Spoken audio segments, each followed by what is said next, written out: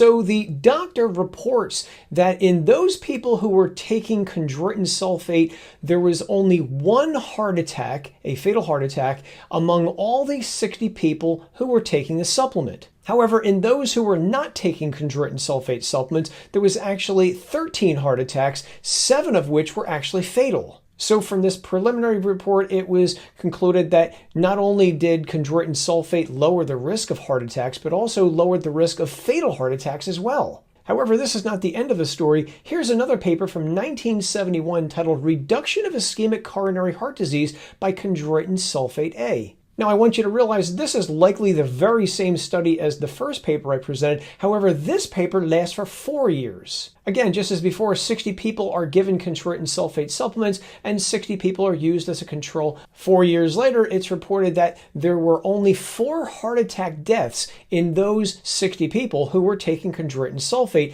This is compared to 9 fatal heart events in those who were not taking chondroitin sulfate supplements. And if we add up all the fatal and non-fatal heart problems that were experienced in this study, we find that there was a total of 6 heart issues over 4 years' time in those who were taking the chondroitin sulfate supplement. However, in those who did not take the supplement, it was a whopping 36 cardiac events. However, we're not done yet. This same researcher yet again publishes another paper, this time in 1973, titled Coronary Heart Disease, Reduction of Death Rate by Chondroitin Sulfate. And I do want to point out that I don't think this is a brand new study. Rather, I think this is a continuation of the first 2 clinical trials I presented to you. And just as before, we have 120 people, 60 of them get chondroitin sulfate, the other 60 don't. 6 years later, they report their findings, and again, the very same intriguing outcome is reported. Both men and women taking chondroitin sulfate suffered fewer heart attacks